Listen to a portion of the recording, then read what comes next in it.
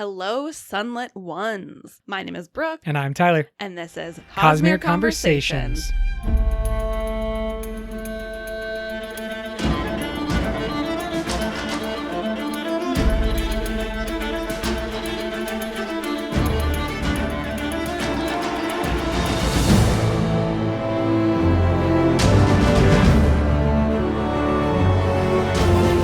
Welcome back to the book club. We are here again breaking down The Sunlit Man, our last episode, and the first impressions. Got some great feedback. Really love the conversations happening on Discord and on Patreon. We've got a bunch to discuss and talk about, so let's dive straight into this episode. We're going to be discussing Sigzil's transformation into Nomad, who transforms again into Zelion. And I think we're going to learn a lot as we revisit some of the quotes from the Sunlit Man and then try to connect it back to what we already know about Stormlight Archive and basically link up those 2 points in time through this character of Sigzil. So it's going to be a focus on Sigzil, but really a way to connect us to these different stories. This book, kind of like Yumi, is a little bit difficult to break into categories and talk about on our episodes because everything is so entwined together. So we are going to do this in sort of a time scale way where we're going to sort of start at the beginning of Sigzil's journey, try to fill in some of those gaps between when we saw him last in Rhythm of War and then where we meet him again at the beginning of the Sunlit Man, and then follow his journey through the events of the Sunlit Man. So we'll touch on all of the things. There's so many things. And we'll try to follow those threads sort of through time as they develop and change. And I want to start us off with this quote, which sort of encapsulates Sigzil's journey. Quote, "I used to live for my friends," Nomad said softly, "but those days are gone. Then I lived to protect the Cosmere, for a brief time harboring one of its most dangerous secrets. Now I live to run," end quote. Such a beautiful way of defining who Sigzil is now by the time we're picking up the book in The Sunlit Man, but then connecting it back to everything, the aspects of friendship and the bonds formed in Bridge 4, but also the aspects of the greater Cosmere and the big war and the big plans, and then the single focus on Nomad or Sigzil as a character and their growth and progression through the story. I think this is a lovely way to start us off because it hits at every possible angle of why we like Brandon Sanderson and why we like the Cosmere as a whole. So, okay, let's go all the way back to the last time that we saw Sigzil as part of Bridge 4 in Rhythm of War. He is a Radiant, he's a Windrunner, and we come to learn in the Sunlit Man that at some point he gets a new order of Knight Radiant and becomes a Skybreaker. Impossible for us to pinpoint exactly when this happens, but he does give us a little bit of background and information about this transition from Windrunner, where we saw him in Stormlight Archive 4, into something else, into a Skybreaker, and then eventually into a Dawnshard holder. And this quote also sheds some light on like his relationship with Knights Radiant, with being a Knights Radiant, and how that has also shifted and changed since Rhythm of War. It's also just one of my favorite quotes from the entire Cosmere, just changing the perspective that we entered into the Cosmere with. So let's take it from the top, a bit of a long one, so stick with us. Quote, "I was a knight," he said, "of a very exclusive order.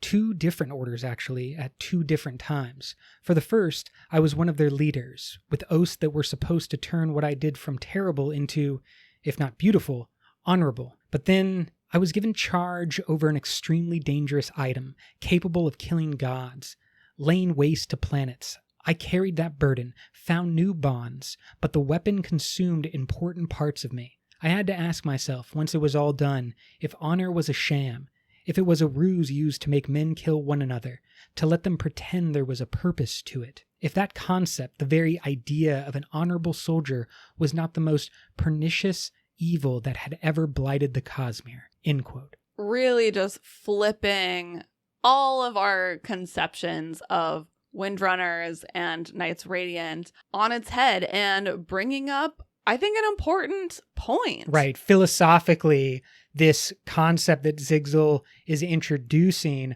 of, is honor a terrible idea, an evil that has blighted the Cosmere? And I think not necessarily just honor, but the idea that any soldier can be honorable. Right. And I think that this goes back to the conversation that Kaladin is always having with Lyran about, can you kill to protect? Is that the same thing? Or is it impossible to both kill and still maintain your honor? It's certainly at the core of Kaladin's identity and seemingly at the core of what Sigzil is battling as well. The difference, well, at least the difference that we've seen from Sigzil, and we don't know what the story for Kaladin will be, or the end of his story, how it will continue. But I would take from this quote that there is far more doubt that we should have in regards to the quote-unquote hero characters like the Windrunners. And it's a bit back to what we learned in Oathbringer, the original flip, the deep dark secret that humans are the invaders of this planet, and that humans are the original Voidbringers.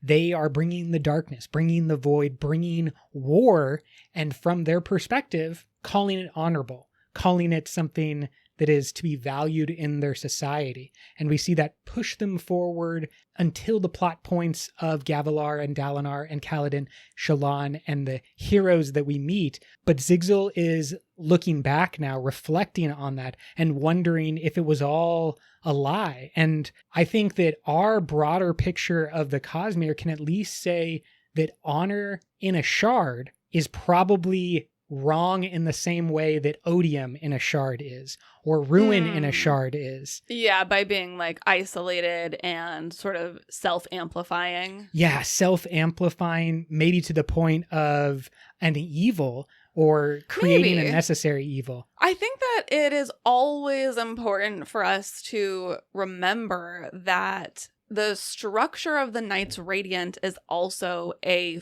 made up structure. Like, the magic doesn't order itself into Knights Radiant orders.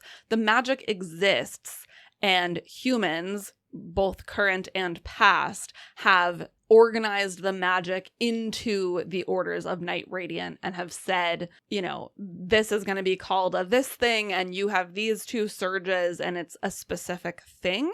So I think that we should remember that, like, honor, I think, is not necessarily bad. Like, I think it is possible for a person to bond an honor spren and do honorable things. Of course. But the idea of the honorable soldier, I think, is where, like, putting those two words together, I think, is where, like, we start to get into trouble. Is that actually honorable? Is it honoring the original intent of the shard and of the oaths and all of that?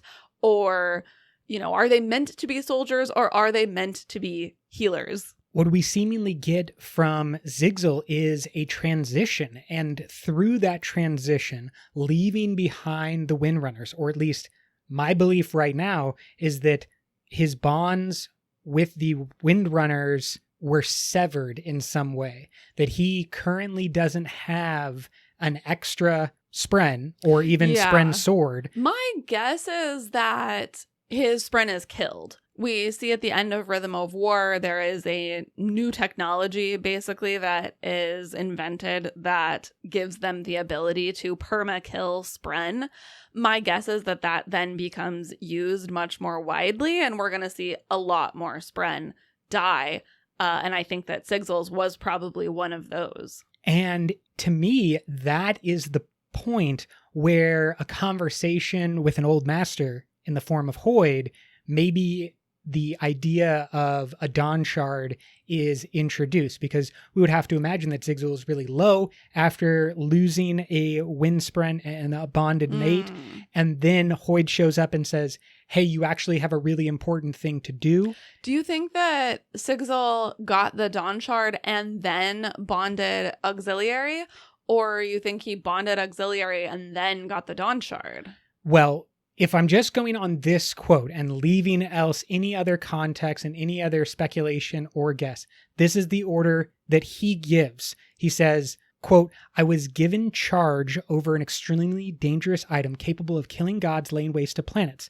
I carried that burden, found new bonds, but the weapon consumed important parts of me, end quote. So I think that he was carrying the burden and then found new bonds. He made found a new spren. I was sort of reading that as like the Dawnshard was his new bond. That's a good way of reading it as well. Because he was then, once you take on the responsibility of being a Dawnshard holder, you have new obligations. Yes, I completely agree with that. And that it is akin to bonding a spren when you are a Dawnshard holder.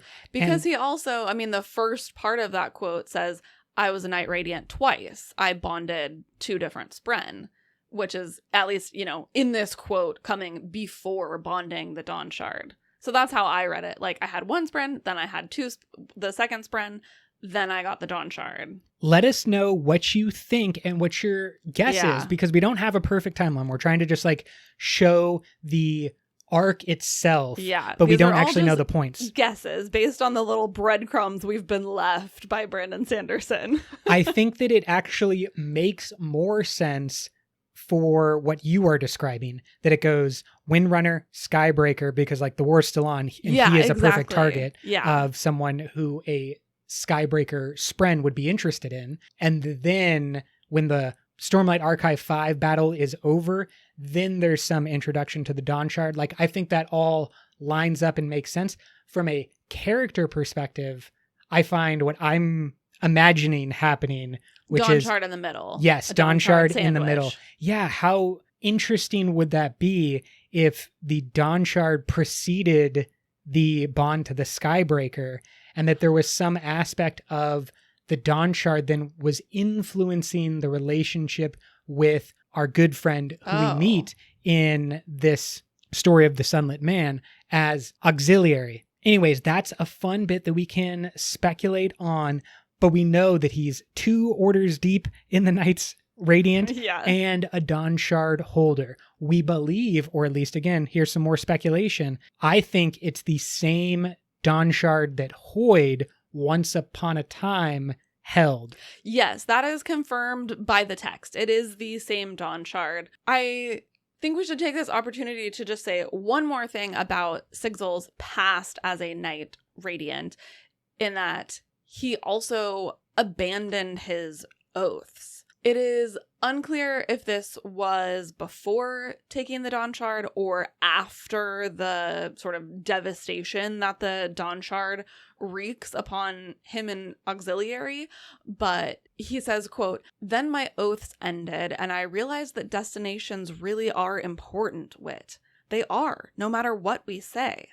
Nobody ever implied they lacked importance, Wit said. And Wit here emphasizes the word ever. Nobody ever implied, which I just thought was interesting and gives us a little bit of perspective about Wit's insight into these matters, or how these oaths, these incantations that we see more of in the Sunlit Man contain these sort of vital and magical truths. Yeah, and after enough time, we know that the cognitive focus on ideals or people can warp and change. And so the concept of the oaths that are given, the oaths that bind the magic, that shape it, that direct it, that maybe give it a guiding light or also lead it astray. But we know that the oaths are immensely important to every one of the orders of Knights Radiant. And that each one of the words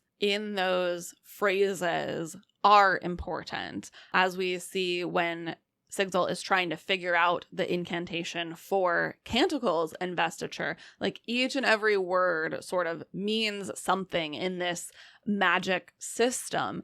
And I think as we say the first ideal, we all probably tend to focus on the first parts of the phrases, life before death, strength before weakness, journey before destination. And Wit is kind of giving us a clue that the second halves of those phrases are also important, right? It's not like death is never going to exist or weakness is never going to exist or that the destination is not important. There are just other things that come first, but those second things are still there. Definitely still there and feeding back to the journey itself. The destination influences the journey, and the journey, of course, influences the destination.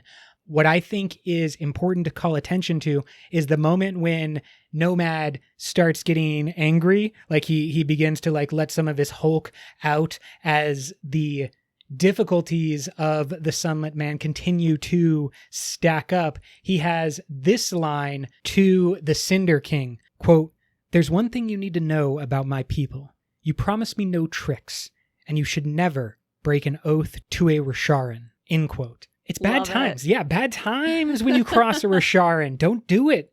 Or do it, and then we get an epic battle and final fight. Okay, so that's a little bit of background on Sigzil as a Knight Radiant. Then he goes on to hold that Dawnshard. Quote, Wit had asked him to carry something known as a Dawnshard, a well of unimaginable investiture designed as a weapon. He'd accepted that terrible weapon to hide it, and that power had warped his soul. End quote. We know that one Dawnshard exists in the hands of Risen. And this second Dawnshard, or what I think is a second Dawnshard, is now swirling around Sigzil. How long did he have it? When exactly did he give it up? We don't know that answer, but we know the damage that it caused. And so I'm already worried about my girl Risen because did it cause damage because it was in conflict with what Sigzil wanted to do? Basically like oaths and a situation like Kaladin faced of making two oaths that are contradictory to one another. And is that why it caused so much damage? Is it possible to hold a Dawnshard and be so in sync with it that it's only positive, only benefits? Or is the nature of a Dawnshard partly corrupting to a human or a mortal? Well, Sigzil does speak to this and talks about sort of how he gets his torment. Quote, "When I adopted the Dawnshard from Wit, it created my torment.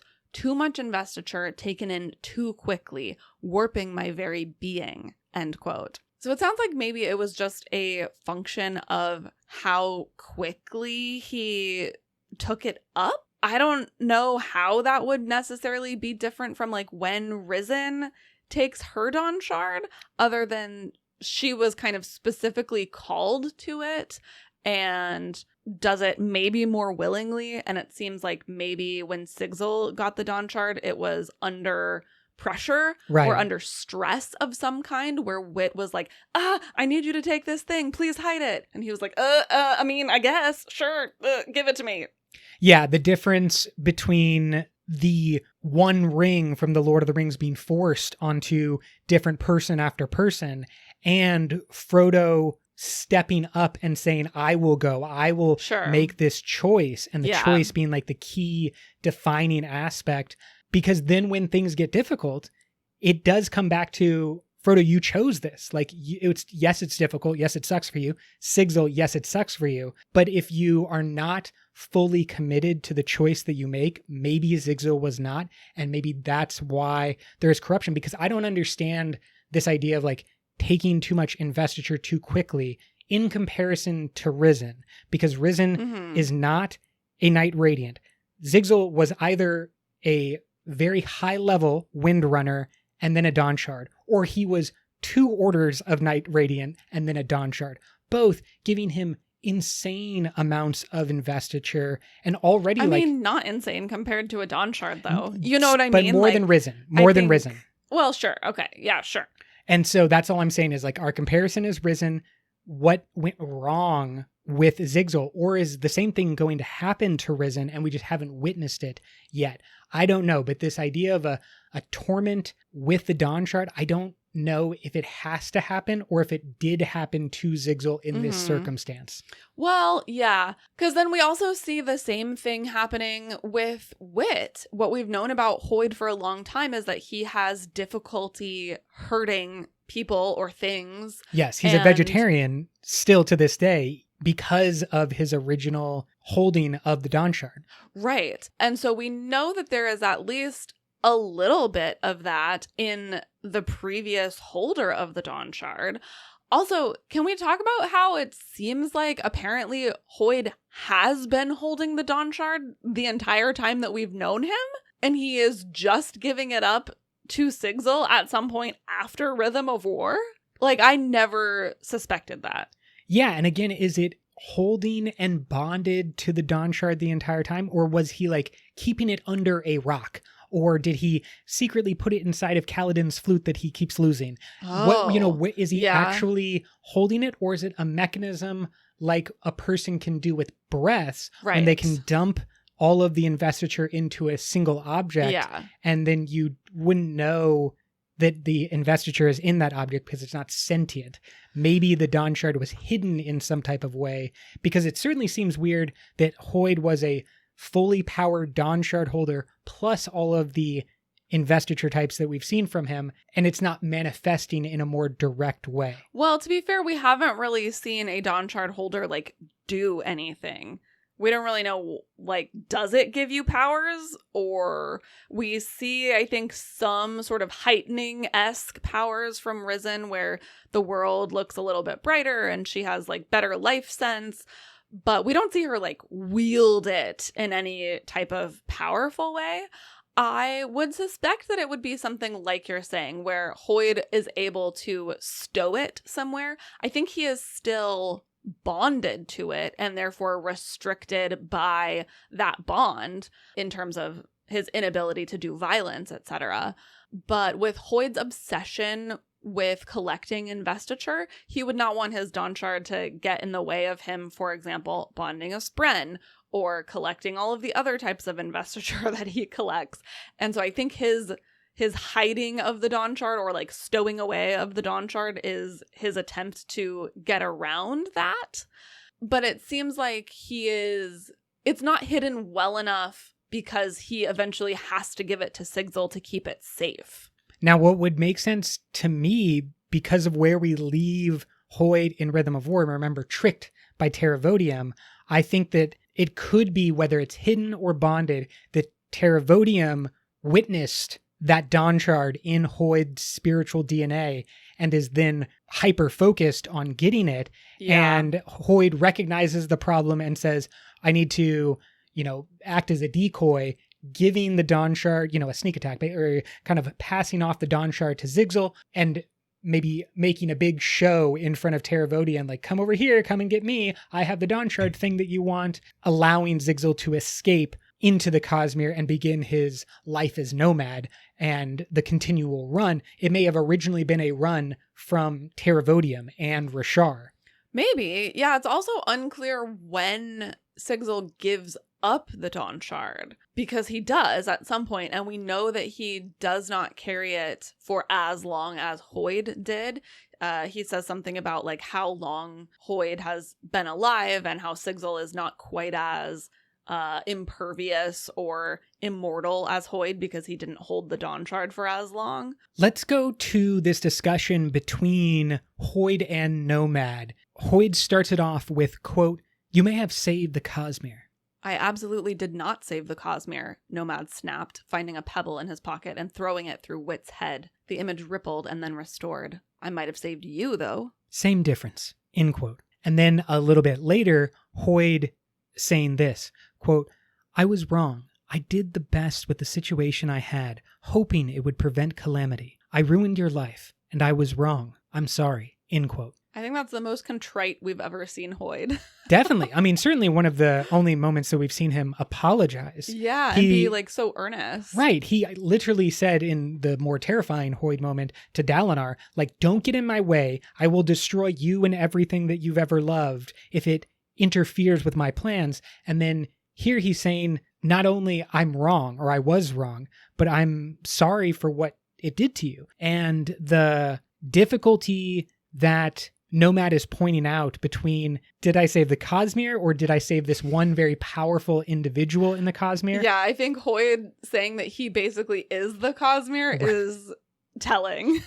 Very telling. How true is it? I don't know. I think it's certainly hubris on the one hand, but there is this question of, with these superpowered people throughout the Cosmere, if all the events are swirling around them, then certainly the most powerful of those people in the Cosmere, the most invested, is also the one who's most significant to everything. It's kind of just a basic step of logic that Hoyd could be making of just like, everything revolves around these invested, superpowered entities on all these different planets, and I'm the most invested, and I have all the magic, and therefore I'm the most of the Cosmere, most important to the Cosmere. Well, and I think from his perspective, he is the prime person trying to save the Cosmere or trying to do what he feels is best for the Cosmere. And so the Cosmere doesn't stand a chance if Hoyd dies. And so saving Hoyd is saving the Cosmere because Hoyd is going to save the Cosmere. Yes, and we would have to go back to that conversation between Hoyd and Frost.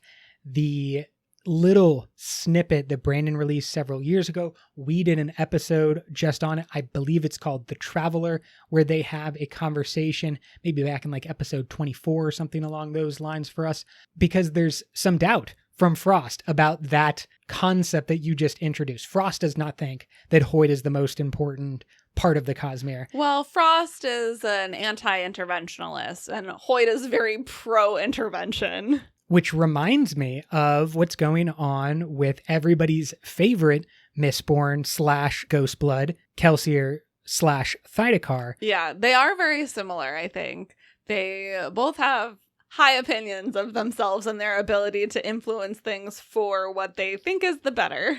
Though we don't have the exact moment that the bond between Nomad and Auxiliary is made, or if we would consider him still Sigzil when that bond is made, we know that the Spren have an insight different from any human perspective because of their long lives and because of their cognitive nature.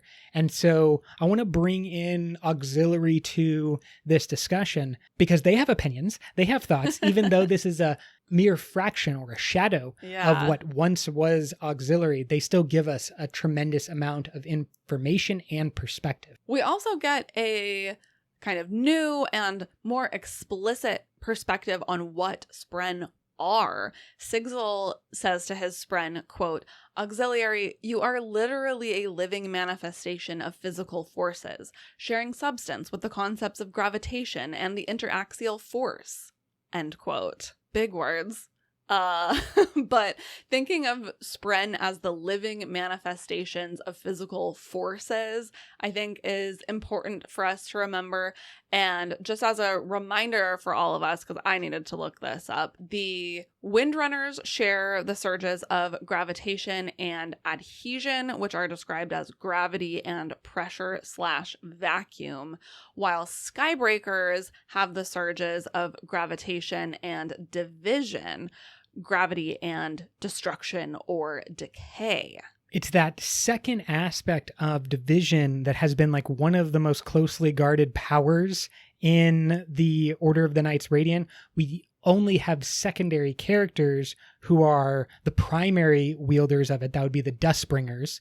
And when we see Skybreakers, they are more often using that gravitation, the flying around bit that makes them more akin to Windrunner lights than an order of its own strength and power. But of course, we should recognize that as Sigzil has bonded a new order, it is because a piece of him has changed. And I find it interesting that it goes from what's the thing that is consistent between the two orders?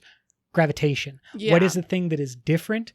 Adhesion versus division. Yeah, which is like literally opposites. He goes from putting things together, sticking things together, to breaking them apart with that interaxial force. And then, of course, how does this manifest itself for the actual person that is Ox? We said this quote in our very first episode, but here it is again. Quote, "What's life about if not growth? I don't like the person I was back on Rashar either, before we knew each other. I like change, Nomad.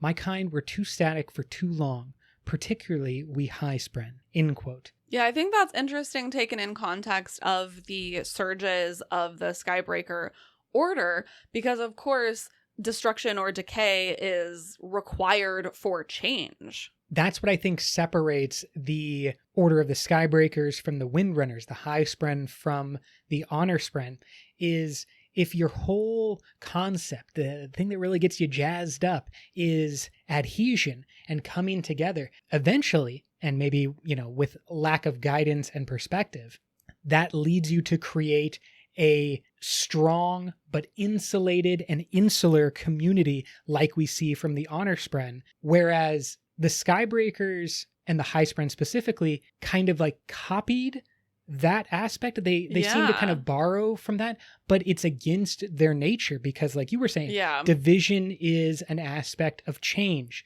in the same way that ruin, when in conjunction with preservation, is a powerful and important force. And when separated out and individualized, it's less good. But I feel like the Skybreakers have always felt kind of weird, and I think that's because they're lacking some of the division. And this is what we see with Ox's explanation. He's like, our society is more static than I want to be. Mm-hmm. Yeah. There's another sort of small moment that I found interesting. I'm curious your thoughts on this. Ox at one point says, quote, "I remember revelations in light, transformation," end quote. And I thought that was interesting. Transformation is its own sentence, basically. So it is capitalized, but it could just be sentence caps. Transformation is, of course, not a surge of the Skybreakers. And this just struck me because it almost sounded like he was talking about light weaving, revelations in light, transformations of light or as a consequence of light. And I just didn't know what to make of it. Maybe I'm reading way too much into it, but it struck me. No, what else are we here in a book club to do except read too much into things? I think that while transformation is capitalized and the word light is not, we may be better served by thinking of this like the moment, let there be light. The original creation of Spren may be what Ox is recalling or remembering here, which we at least think was in part because of Adonalsium and the shards of honor and cultivation, maybe the transformation that moved them from a regular Spren to an elevated or exalted Spren was in part bathed in light, done in the power of the shards, which would appear to them as just light. So it's kind of like remembering his birth, because he was something before. If he was part of the original group that was transformed, there were little regular Spren, and at some point they were transformed. Maybe. I don't know if we know that Spren. for sure. I don't think that we know that for sure. Yeah. I don't think that's ever been clearly stated. I mean, I guess he could just be talking about the way that the bond transforms both Auxiliary and Sigzil, right? In the Night Radiant bond. Yeah, because we also have Syl's memory or experience of that event when she is bonding someone, and she is, called to Kaladin on the wind as a little wind spren, and keeps returning to him. So that could kind of be like a light source that, you're flying towards out of the dark. You don't really know what's going on, but you're moving towards this thing that kind of gives you purpose. Maybe and that's what's happening. Stormlight, of course, because I think isn't Stormlight just the currency of exchange basically between the Spren and their bonded human? Currency of exchange is interesting. I don't know if it's the Spren that need the investiture so much as the humans who need the investiture. Yeah, but when Shalana is trying to transform things or soul cast things, they ask for Stormlight. Definitely. And she has to give it to them. There's always the requirement of spheres or a source of investiture for the power to flow. And so you could definitely see it as the key to exchange is Stormlight in the same way that metal is the key to the exchange. Unlocking the spiritual realm is kind of happening because of the Stormlight. Okay, another question for you in a quote that I thought was interesting. This is from Sigzil, and he is describing the stones that make sun hearts. Quote, "The rocks here were dark and glass-like. Obsidian, maybe. It reminded him of another place, another world he'd once traveled, a place where he'd met Auxiliary." End quote. Super interesting because it doesn't sound like he is describing Rashar. So he meets his spren not on Rashar, and I thought maybe it's Braze? I think that's a good guess. I mean, the only other possible not the only other possible guess, but the only other one in the Rasharan system is Ashen. And I don't think it sounds that much like Ashen. We've gotten more descriptions of Braze, but we've gotten so few that it's not like I have a very clear memory of... I mean, I just imagine it being dark. And so, a dark obsidian rock makes me think of Braze. Yeah, and it also sounds hellish. Like, I don't want to be there. Yeah, exactly. If just the whole world is made out of sharp obsidian. But I think that's a good call, and it brings into question, like, what in the world happened? How did you get there? What are you doing there? Why is there a spren there? Like, I have all the questions. We know that because of the Everstorm, because of the events of Oathbringer and Rhythm of War, that Braze is not doing its job as a holding ground anymore, that the Voidbringers are just being cycled through Braze. Yeah, there's now like a portal from Braze to Rashar. And therefore, I think that could be... how you attack the enemy. You have to go on the offensive and kind of like, Iron Man at the end of the very first Avengers, he like takes the nuke, flies it through the portal and like tosses it into the enemy army that's attempting to come. Maybe if there was a big battle, a bunch of them died all at once. Now they get transported to Braze and a team of people is sent through the portal after them to try to wipe them out in kind of like a new heraldic heroes. Yeah, well, of course, that's what it makes me think of, but no offense, Sigzil is not the person that I would have guessed should become a new herald. I would actually love that. Not that I think this is going to play out, but the concept of who are the heralds that now we see as Ishar or Shalash and, of course, Taln, these epic characters. But what if we get a moment of witnessing the birth of the new heralds and it's just who was around there? So much of it happens. Really? Yeah. If it was just like who happened to be at the point... I'm so against any refounding of the Oath Pact, Herald, all of it. Completely against. No, I agree with that. And that's why I don't think this is necessarily going to happen. But I think it would be an interesting reveal if, let's say, there is the option to like reform the Oath Pack. And it's like, who are we going to do? Like randos? Just a bunch of randos. Just like, how did they get here? Just like some random soldier next to Lift, next to Sigzil. I think that would also be way too OP, though, also. Like, okay, Sigzil gets 2 spren, a Dawnshard, and to be a herald. Like, no, that's too much. To be fair, being a herald seems to suck. Nobody comes out. It definitely sucks. But if the concept, I don't think there's going to be a rebirth of the heralds, but there could be a group of people that need to attack on Braze. And if that is supported by certain high spren or versions of spren, if they all kind of like move towards one event, one big climactic battle. It's so interesting. Why is Auxiliary there? Is he there fighting as a spren? Like, did the spren mobilize armies also? Or I don't know. I just find this quote absolutely fascinating. My imagination runs wild. Yeah, it's a great one to talk about and discuss because it's a small one and it's not clear or significant on its face, Right. but it might mean something big. Yeah. And I like that a lot. So let us know what your thoughts are on that. Where did Auxiliary meet Sigzil? Let us know your thoughts. And you and I, let's move on to one of the most obvious personality traits about Ox. I guess maybe I shouldn't call it a personality trait. That's kind of mean. But of course, the fact that he is all but dead as a result of Sigzil using the Dawnshard. He is now only a personality that lives inside of Sigzil's head. One of my gripes with this story actually is how long it takes for this to be explained. I think it's not until like 75% through the book that the whole like the knight and the valet thing is explained.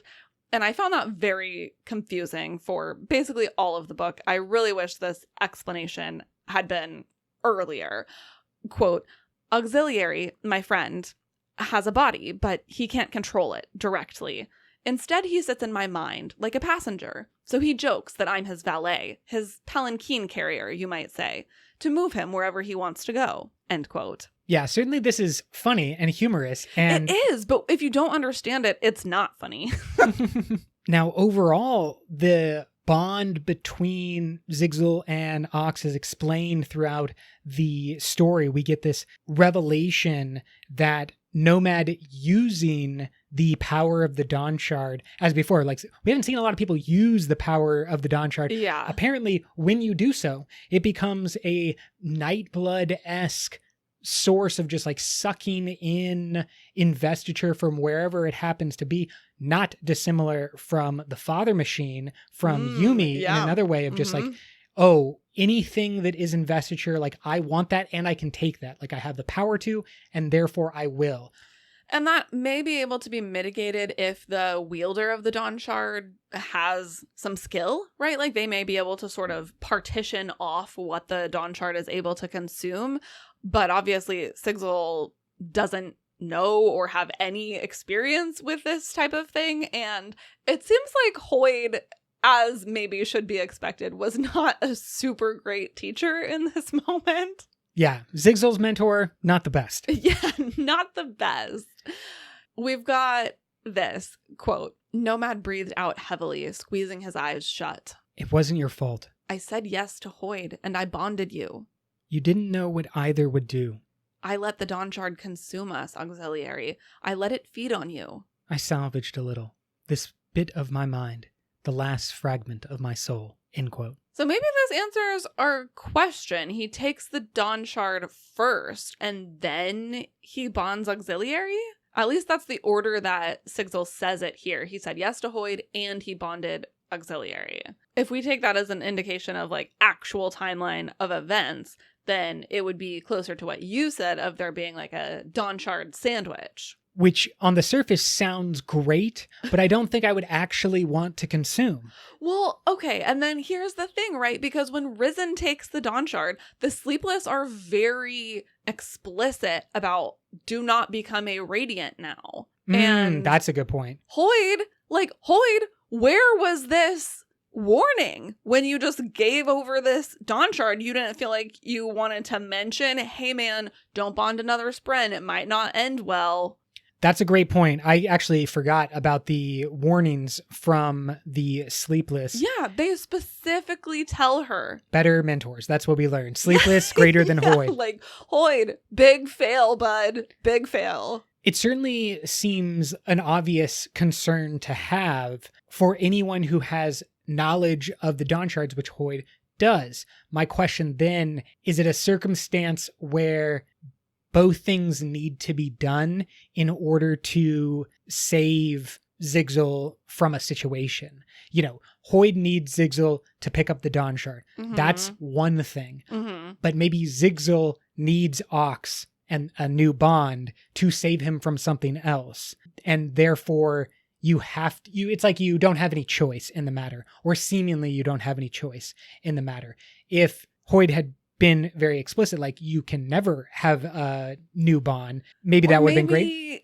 Like maybe he didn't have time, I guess, because it does sound like there's some type of pressure on the situation. Again, where Hoyt is like, I really need you to take this right now. Like, please hide it. The fate of the Cosmere is in your hands. Right. And so he just grabs that, not knowing what it's going to do. Yeah. Maybe and then Hoyt maybe doesn't have time to be like, hey, probably a bad idea to connect yourself to an endless well of investiture. Maybe, don't just draw Nightblood completely and like give it a never ending well of power. it makes me worried about Risen, and it also makes me question this timeline and then the why give up the Dawnshard. Is it because it consumed auxiliary and like you couldn't hold on to that burden anymore? Or like Hoyd, were you able to find a way to hide it, to stow it somewhere? Yeah. And like took that opportunity and continued to then run and live the nomad life. Yeah, I mean, it certainly seems like it's a game of hot potato. Mm-hmm. First of all, I don't think you want to be in possession of the Dawnshard for a long time for like personal reasons of it like warping your soul and stuff. But then also, obviously, there are people chasing it. You want to hide it from people who may be using it for nefarious purposes. And so that's also an incentive to be passing it around to keep it away from those actors. It also seems like there may have been a situation where they wanted to use the Dawnshard. And of course, I think of maybe they're using it against Odium, because we know that the Dawnshards have been used in the past to shatter ad nauseam. So obviously they're great shard weapons. And this is what Sigzil has to say about the sort of moment and the process around which Auxiliary is killed. Quote, he hadn't realized that bonding Auxiliary would lead to such a tragedy. They'd spent years together with the potential lurking there unseen. Then, in a moment of need, he'd unconsciously reached out for any energy source he could access. The Dawnshard had found Auxiliary, a being of investiture. It had turned Ox's very substance into power to fuel Nomad's abilities. The Dawnshard, the weapon, protected itself, no matter what, no matter who it killed. Nomad had barely been able to stop himself before burning the entirety of Auxiliary's soul away in a moment of supercharged power. End quote. Yeah, so a couple things from that quote. One, this was living in the background. They had existed for years, so it wasn't like an instant problem. Yeah. Bond Auxiliary, then you immediately have the Dawnshard sucking his soul away. Right. It was something... He is able to hold them both at the same time, and it seems fine. Yes, exactly. They have no problem until a moment of need. Maybe, yes, that is when they try to fully unleash the power of the Dawnshard to like destroy Odium or do some other big Cosmere significant thing. And it's only because Sigzil opened up the floodgate, so to speak, that everything kind of came pouring out. Yeah, so interesting. So if he wasn't bonded to a Spren, when you use a Dawnshard, do you just die? That would be my guess, is it would like sort of use up the investiture of your soul as much as it can, and then you're dead. I would think it would kill everything around you because you are the holder of the Dawnshard. But it's drawing on your power, obviously. Like through Sigzil, it draws on Auxiliary, and that bond, like instead of burning through Sigzil's life. But I am thinking about this in the same way as drawing Nightblood, where if you have investiture, whether that's breaths or Stormlight, you're able to wield it without dying. But if you run out of Stormlight or breath, Nightblood will just consume your soul and then you're dead and it's done. Yeah, I think that would be the major difference between the Dawnshard and a creation like Nightblood or even like the Father Machine is the Dawnshard seemingly has a holder, a wielder that is bonded. Yeah, but it says it protects itself no matter what, no matter who it kills. I don't think it cares about its holder. I think it does. I think it does care about its holder, but it doesn't care what is connected to the holder, and the Dawnshard allows for connection to everything. Let's go to another line from Nomad a little bit later. Quote, "When I gave away the Dawnshard, it left me changed, with a kind of scar tissue on my soul.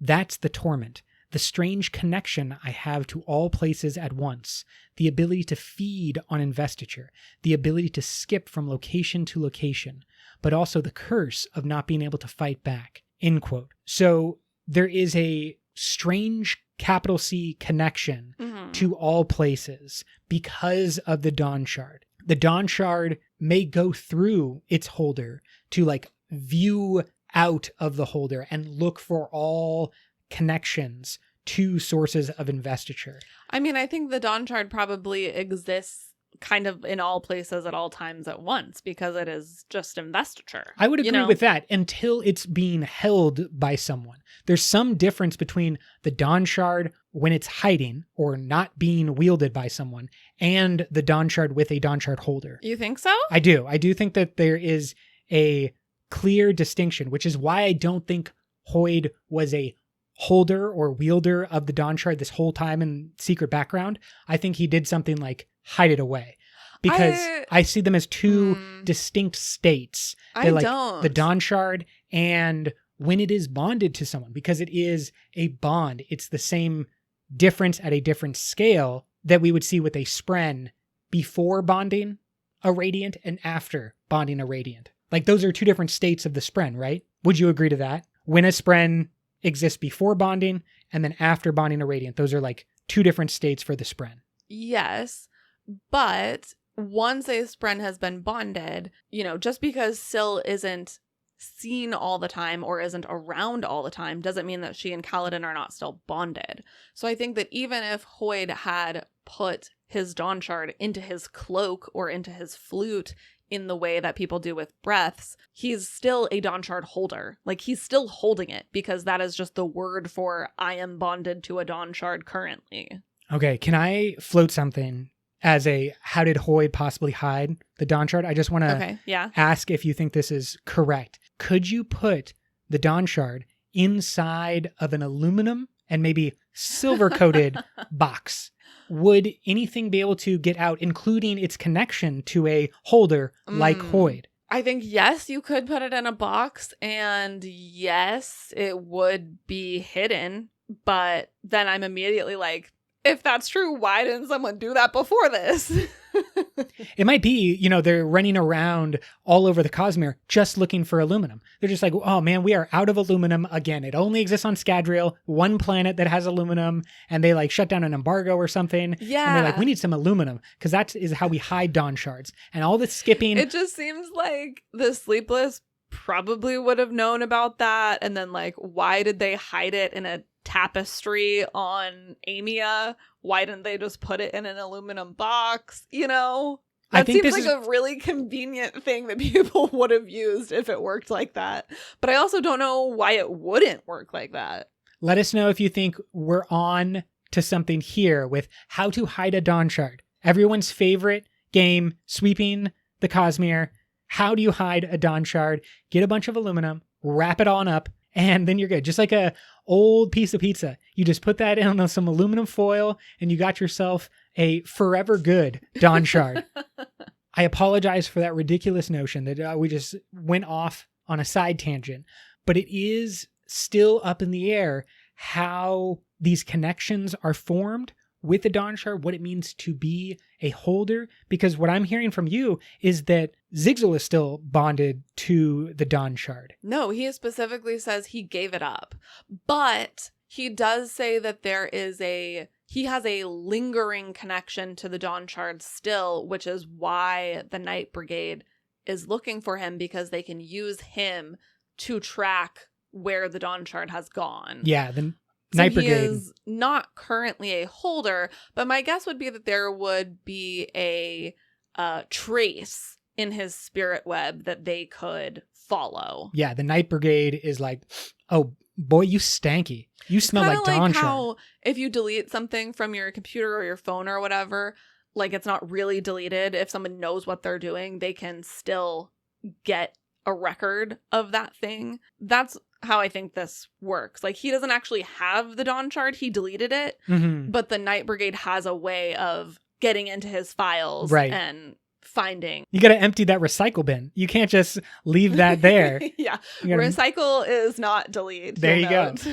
That's a very good point and an interesting analogy as well. Now, he says he has scar tissue from the Dawnshard. So to me, that's enough, because if you have scar tissue from a magical item of such great power, then that leaves a residue on your spiritual realm. Exactly. A residue left on his spirit web. Yes. And here's what he says about his scar tissue. Quote, "A Dawnshard is one of the primal forces of creation, and the one we carried is diametrically opposed to the concept of violence and harm.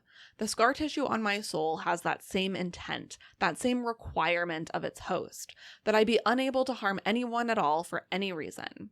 It's ironic, the hero says, because of the way the Dawnshards were used to kill God. Yes, I know. End quote. So when broken down into these kind of like core components, we think there are 4 Dawnshards. Risen, we know from the text, has change. Yes, the intent of her Dawnshard is change. What do you think the intent of Hoid/Sigzil's Dawnshard is? That's an excellent question. I think my first word that is popping into my head is protect. Oh, I thought maybe it's peace. Okay. So it's almost like the opposite of change. If change is, motion, agitation, then peace is the opposite, is more like stasis. Stagnation, calmness, stillness. And that would also obviously not be compatible with violence or harm. Yeah, certainly that makes a little bit more sense for getting away from violence and harm, because Kaladin is, down to protect, but uses it all the time. Well, yeah. And I've been thinking about this a lot, because seemingly the Dawnshard's intents are bigger or more broad or more great. As this quote says, they are the primal forces of creation. So they have to be quite broad and like basic sort of to fit into that. And with Risen's being change, I keep coming back to like ruin and preservation being that balanced pair, where change would be like ruin. And so I have want a preservation. Yeah, basically. But then I kept thinking, like, is that too much the same? Like, we already had ruin and preservation. Maybe that's the wrong thought path to go down. But I think it's the right path to go down. And I think it's change and something like peace. I like the thought process. I like that you also just lay it out clearly. I mean, there is a Occam's razor type of mentality that we should use here, which is just the simplest option is normally the correct one.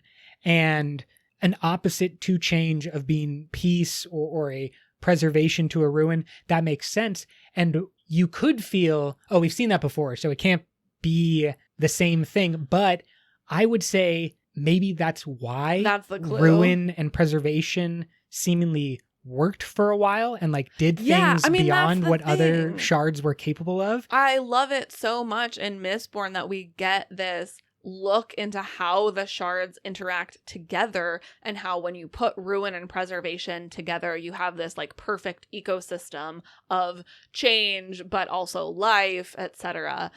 So I would love to see that worked into the Dawnshards as well, which makes complete sense for them being powers of creation. You kind of have to have both of those things. That's the fundamental thing. And if it was a mystery or a bit of speculation in the past, we can now be very confident when we say the Dawnshards were used as weapons to kill Adonalsium. The 16 shard holders and Hoid were all party to that event, if not all directly responsible for it. But when we get this knowledge and some of the knowledge from our other secret projects, like the fact that Hoid said, I stood in a room with 16 other people and said, we're doing this for the greater good or for your own good, I believe was the actual line. Yeah. And so who are they talking to? Are they talking to Adonalsium? Are they talking to the Cosmere as a whole? Are they talking to each other?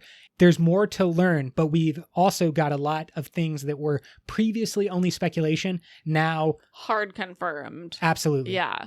And then we have this understanding that the limitations of the torment, this resistance to violence or harm, was able to be circumvented or overcome by the oaths that were made to Ox, and because of the bond that they have together. We get this line, quote, "When you were following your oaths, your natural need to follow them pushed through the scar tissue, though." It did, for a time, end quote. So this relationship between human and Spren is able to override the power, will, and intent of the Dawnshard. I think because, here's my guess, the actions that Sigzil would take in pursuit of his oaths, even if they were violent, they sort of have like a tag on them that's like, this is honorable, or like this is for honor,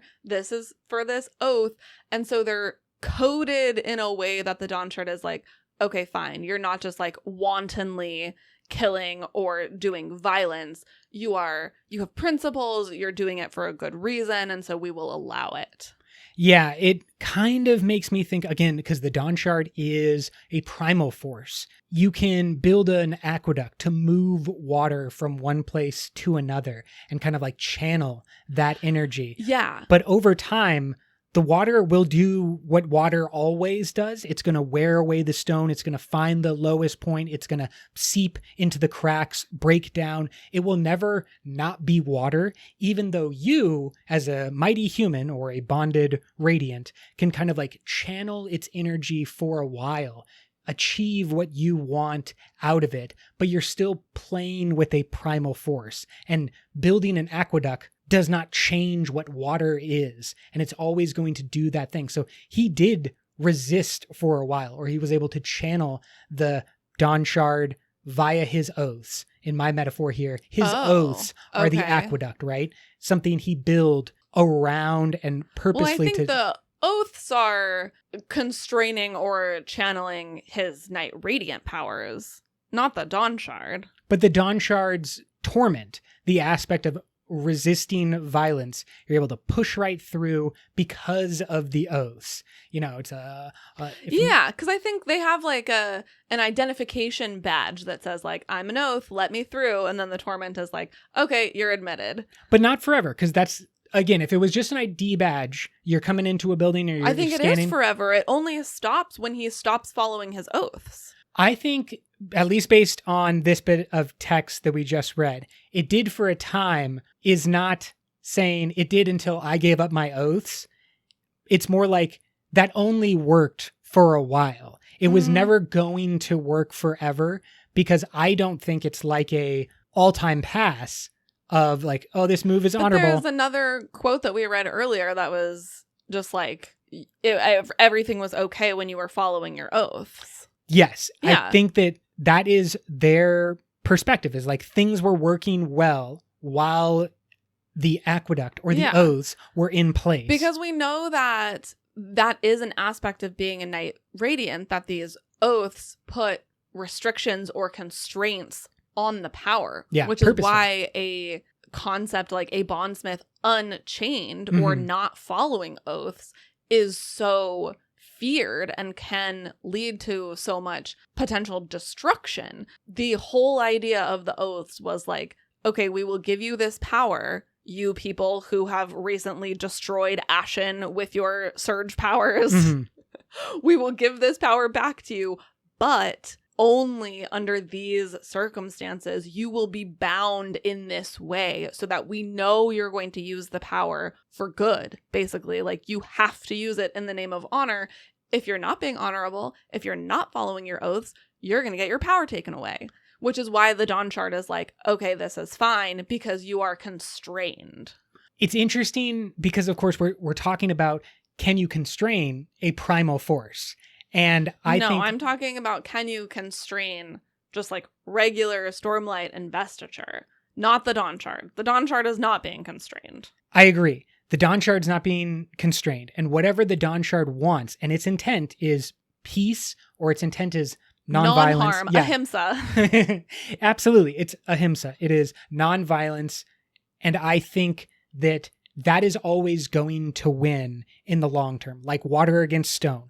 You can build whatever you want. You can put it at the edge of the ocean, and on a long enough timeline, the ocean's always going to knock that down, always going to dissolve the stone into sand. There's never going to be an instance where the thing that you create, whether it be an aqueduct or night radiant oaths, is going to withstand the primal force of the ocean, or in this case, the Dawnshard. I think that the Dawnshard was like the ocean beating against the oaths, and it eventually cracked Sigzil and like wore away because it would be so counterintuitive if you had this Dawnshard just like beating in the back of your mind of nonviolence, nonviolence, nonviolence, nonviolence. And then every day you're coming in with your little security badge of like, no, that murder was totally fine because honor bound, remember? And for a little while that works. But I think that what his very first quote about, does an honorable soldier exist? Can you ever be honorable and be violent? I think that's because of the conflict that he was facing.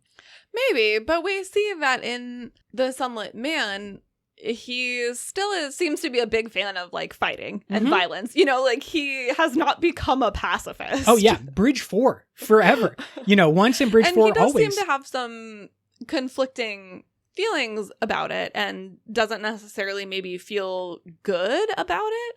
He has a specific conversation with Rebecca where he's like, you don't know how amazing I felt while I was beating up all of these people.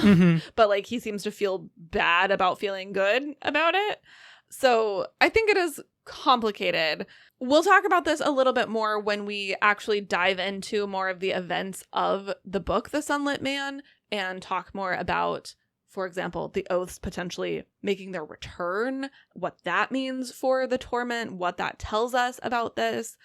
Before we sign off for today, I just want to do a quick recap of what did we learn in this episode, because I think we answered some of our own questions throughout the course of this conversation.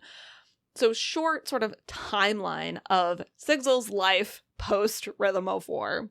He loses his Windrunner Spren. He gains the Dawnshard. He goes to Braze for unknown reasons. Just for kicks.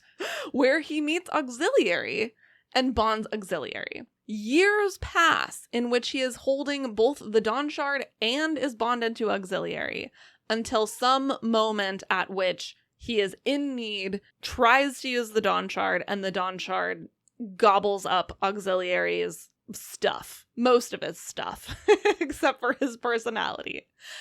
And then also at some point, Sigzil gives the Dawnshard away to someone else, presumably.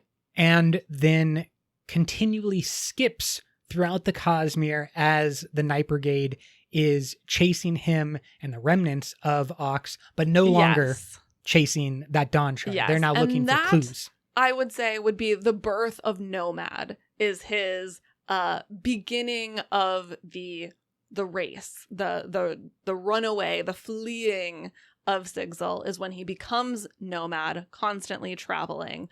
And so in our next episode, we will move into the next chapter of Sigzil's life as Nomad. Love the arc that we have been on this episode. Love the arc that our man Sigzil, now Nomad, is going to experience. And there's so much that we could dive into and kind of explore. Every branching timeline is an option for full exploration, but we have to pull it back, try to remain on the sacred timeline. I'm just having lots of fun now for you.